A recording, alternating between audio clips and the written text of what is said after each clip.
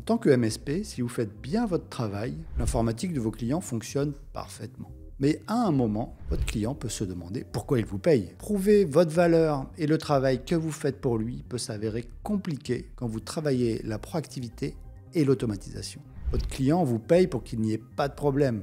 Et quand il n'y en a pas, eh bien, il se demande si vous travaillez réellement. Dans d'autres cas, vous avez au contraire des clients qui ont en permanence des problèmes parce qu'ils ne font pas évoluer leur système informatique. Cela vous pénalise au quotidien et peut nuire gravement à la profitabilité de votre activité. Pourtant, il existe un moyen simple de montrer votre valeur ajoutée à votre client, tout en l'accompagnant dans l'amélioration continue de son système informatique.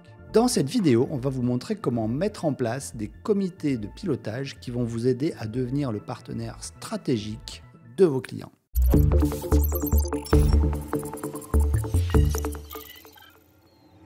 Dans le monde du MSP, vous avez peut-être entendu parler de QBR. Cela veut dire en anglais Quarterly Business Review. C'est une revue trimestrielle de l'activité. Pendant cette réunion entre le MSP et son client, il s'agit de passer en revue les éléments mis en place durant la collaboration. Ça comprend généralement un suivi de la qualité de service, un point sur les indicateurs essentiels et une synthèse de l'état de santé de l'informatique du client. C'est aussi un moment important pour projeter son client sur la stratégie à suivre pour son système informatique et les budgets associés. Le QBR est un moment privilégié pour évaluer la satisfaction des clients ou identifier les investissements informatiques à venir. Cette réunion est importante car elle permet de savoir dans quelle mesure vous répondez aux besoins de vos clients. C'est important pour lier une relation de confiance dans la durée avec son client, en particulier les décideurs. Comme on le répète souvent, pour un dirigeant d'entreprise, il y a deux personnes à qui il donne sa confiance, son comptable et son avocat. Vous devez devenir la troisième personne de confiance à qui il va pouvoir confier sa stratégie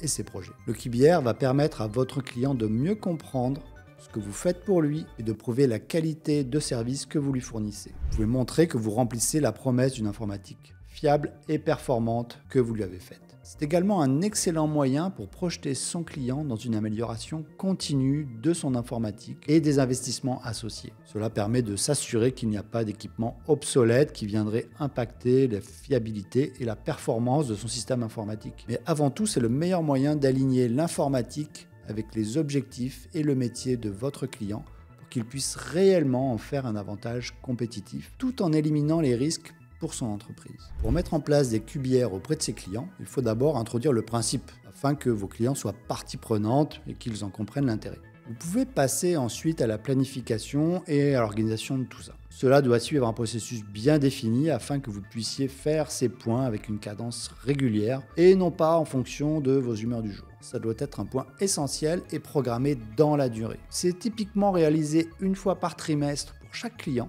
C'est un peu la règle de base, mais vous pouvez adapter cette fréquence en fonction de votre typologie de client. Peut-être une ou deux fois par an pour des petits clients et une fois par mois pour des clients stratégiques. Quand vous organisez ces réunions, assurez-vous d'avoir toujours les bons interlocuteurs présents, en particulier les dirigeants et les décideurs. Une erreur classique est d'avoir une approche trop technique qui n'intéresse pas ses profils. Ce n'est pas une réunion technique, mais vraiment un point stratégique où on ne rentre pas dans du jargon technique incompréhensible pour un non-initié, mais bien dans une vulgarisation qui permet à un dirigeant de comprendre les enjeux et de prendre des décisions. De votre côté, la personne qui réalise ces points est ce que l'on appelle un VDSI ou DSI externalisé, qui peut être accompagné du référent technique du compte si vous en avez un. Un profil de VDSI doit à la fois pouvoir parler la langue du dirigeant, comprendre ses enjeux, tout en ayant une bonne appréhension des éléments techniques. Une erreur courante est de positionner une personne trop technique sur ce type de poste qui ne saura pas adapter son niveau de langage à son interlocuteur. Planifiez à l'avance les rendez-vous afin de pouvoir les préparer avec les éléments que vous allez présenter. Faites un point avec les différentes équipes chez vous pour récolter un maximum d'informations sur les problèmes potentiels, les points de vigilance et l'évaluation de la satisfaction. Vos équipes auront déjà une bonne vision et un bon historique détaillé de ce qui s'est passé chez le client. Il est utile de savoir qu'il y a eu un incident majeur par exemple, mais aussi qu'un équipement pose régulièrement problème et génère beaucoup de tickets. L'objectif ici, c'est d'avoir un maximum d'informations sur votre client et d'en préparer une synthèse digeste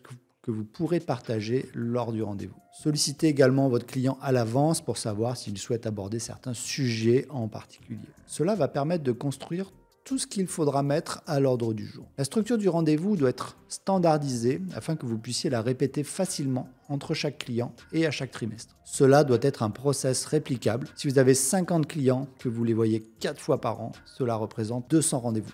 Il est donc important d'être efficace. Vous pouvez commencer le rendez-vous par une revue de l'activité des derniers mois. Cela peut inclure différents rapports sur les volumes de tickets, le respect de vos SLA, l'état du parc informatique et des principaux éléments de sécurité comme les mises à jour, les antivirus et surtout l'état des sauvegardes. Ne faites pas un commentaire détaillé de ces éléments, mais attardez-vous plutôt sur leurs explications et les éléments qui nécessitent de la vigilance. Il y a peut-être des actions à justifier ou à prendre. C'est également un bon moment pour présenter le suivi de l'âge des équipements, de la couverture de garantie et des évolutions à prévoir à ce niveau. Le QBR est avant tout un endroit qui doit laisser place à la discussion, en particulier sur la stratégie informatique. Vous devez comprendre les enjeux et le métier du client. Comment l'informatique pourrait mieux l'aider au quotidien et surtout quels sont ses projets, l'évolution de son métier et l'actualité de sa société. Est-il en train de recruter? Va-t-il devoir réduire ses effectifs? Prévoit-il de déménager, de racheter une autre société? Va-t-il changer d'application métier? Autant d'éléments qui vont vous permettre de lui fournir un service qui collera au mieux à son activité et d'anticiper des changements importants qui pourraient avoir un impact non négligeable sur son système informatique. Profitez également de ce moment pour éduquer le client sur les risques potentiels auxquels il pourrait être exposé et comment y faire face. Par exemple, si un serveur est vieillissant, n'est plus couvert par aucune garantie, en cas de panne, il s'expose à une interruption de service significative pour son entreprise. Tous ces éléments liés à la stratégie doivent être synthétisés dans un document qui reprend les différents éléments, leur criticité, leur timing et l'enveloppe budgétaire prévisionnelle. Même si un élément n'a pas été validé par le client, ou que c'est pour l'année prochaine par exemple, le fait de l'intégrer permettra de projeter en permanence le client sur les évolutions et les investissements à venir, et surtout éviter les désagréables effets de surprise de devoir faire une grosse dépense inattendue. En maintenant ce plan d'action stratégique, vous maintenez le client dans une démarche d'amélioration, de réduction des risques et d'évolution de son informatique. L'idéal est de bien faire valider ce plan à chaque QBR et de savoir le statut pour chaque action. Après chaque QBR, vous allez repartir avec une liste de choses à faire qui peuvent aller d'un simple problème remonté par le client qui doit être réglé par votre support, à des demandes commerciales diverses qui vont d'un simple renouvellement de poste au chiffrage d'un changement d'infrastructure. Mais aussi de faire le point avec les équipes qui gèrent le client, les maintenir informés des décisions et de les focaliser sur les points d'amélioration qu'ils peuvent mettre en place. Vous pouvez également avoir des compléments d'informations à transmettre à votre client. Dans tous les cas, assurez-vous que tous ces différents points soient saisis dans un système afin de ne rien oublier et que tout soit traité. Vous pouvez faire ça dans un PSA comme Autotask par exemple. Souvent, les MSP cherchent à proposer ce service de QBR en option, ce qui fait qu'au final, peu de clients bénéficient du service. Et c'est une erreur, car même si ce service prend du temps, que vous pouvez de toute façon valoriser dans votre forfait, il permet surtout d'améliorer la satisfaction client et de générer des ventes additionnelles sans effort.